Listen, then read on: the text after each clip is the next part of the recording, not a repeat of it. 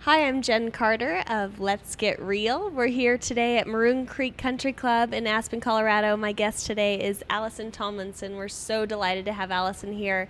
She's here speaking to real women, and we're here to get real. Thanks for having me. Thanks for being here. Of course. So, Allison, tell us about your job, why you're here talking to us women today. First of all, this is the kind of thing we need to do more of. Yes. For women, it's really all about connectivity, and it is a delight to be here. So I've had an interesting career because it has been 25 years in the world of finance. Yes, my father was a math teacher, and that was a natural fit for me in some ways. But the funny thing is life definitely takes you through an interesting journey, and sometimes you have to learn how to just go with it. Mm-hmm. Today, I'll kind of walk you through a little bit of my career. Today, I work with ultra high net worth families, and it's a delight to not only sort of build plans many times with dads, but work with mothers and families and help everyone at the stage of what they're at to help them get comfortable, to learn, to grow, to feel empowered by many times finance is just like learning Chinese. It's a different language, and to the degree you can break down those barriers and help people understand and get empowered by some of the basics, it's a very rewarding place to be in working with families. A lot of what we really need to do in this world is just empower ourselves with knowledge and education. And for me, I get to do some of that with work, in helping families understand information and drivers of the economy and what's going on in the world. But I also find today really meaningful because most of what we do at Real Women is, connect people on all of those other things in life that really matter. Our families, our health, our challenges. And it's, fall down 7 times, stand up 8 is, one of my favorite Chinese proverbs. It really comes down to everyone's here to learn, and how do we grow and learn beyond those lessons that sometimes repeat themselves in our life. So You have this high power career, but I think what our women want to know is how on earth do you balance that? I know you have 2 children. Yeah. You're a single mom. Yeah. You have this high power career on Wall Street. Somehow you're doing it all. How? Well, I have to say every strong woman is surrounded by other strong women. And the So best humble. things, the best thing we can do is really keep good company. Be the company that we want to keep. I was recently speaking to the head of finance for a large commercial real estate family, and she had just had a second baby. And I could see her, because I was there, I've been that person. I could see her just kind of thinking, I need to be there, I want to be there. And I looked at her and I said, if you were the parent to yourself, what advice would you give yourself? And I think many times that's the kind of advice we need to look at ourselves. Women for so many years, I heard a story years ago that really troubled me, and it was a mother who had dialysis, a kidney disease, and she was so engaged in giving everything to her children. She wasn't taking care of herself, and she died. And nobody wants those kind of stories. Women need to get back to taking care of ourselves. And that starts with, sometimes it starts with a feeling that this just doesn't feel right. Sometimes it starts with walking.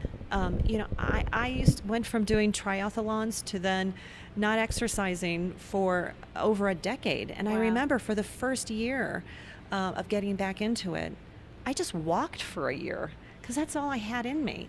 Because, we as women, I think, especially when you're working and you have children, especially young children, we give and we give and we give, and we're depleted.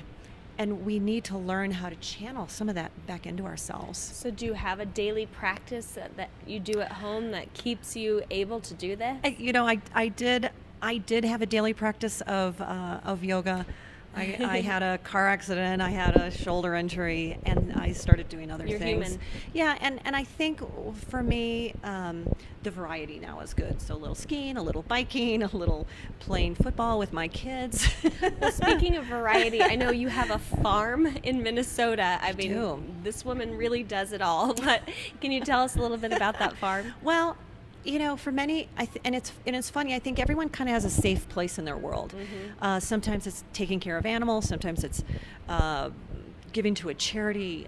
For me, I sort of feel like there's a little piece on the planet that I'm responsible for. Yeah. So this farm is small, but it's on a lake, and there's loons, and there's foxes, and there's frogs, and there's turtles, and there's all these wonderful things. And I sort of feel like I am the caretaker of this little piece of the world on the planet. And I converted the barn into a yoga retreat center that's used more for family reunions and stuff. But it brings me joy to know that this beautiful place that has brought me a lot of peace can be shared with other people, and they can go there and they can have, this connection to nature and this connection to each other that I think we as women, real women, are all really craving. Well, and you bring up such a good point that we can all contribute a piece. And while you do have such a high-powered job, women at home can do something. And what would you recommend to our women at home that maybe don't have a Wall Street job, Absolutely, that want to contribute in some way? First of all, I think the very best thing you can do is be here now. Be present. Great advice. With who you're with. Look them in the eye. Smile. Care. When the person comes to refill our coffees, thank you. It really is about Gratitude. showing gratitude and appreciation. I think that is by far the number one thing we can all do. And I think to the degree that little voice inside of you says, doesn't look like a smart decision, but boy, it would make me really happy. I mean, certainly don't do crazy, silly things, but, for me, buying a farm was a little crazy, but it made me so happy. And, I think we can stretch ourselves, and I think we can find friends that believe in us and our dreams. And if you find those friends, you have found the right people. Who makes you feel like you're stronger and you're better and you're more of yourself than you've been in the past. I think a lot of what we're doing is just trying to peel the outer layers of the onion and just find our own authentic self. And that comes from listening to yourself. It comes from being present. It comes from being caring. And it comes from saying no to things that aren't a fit. Saying no, I think that's a big piece. Yeah.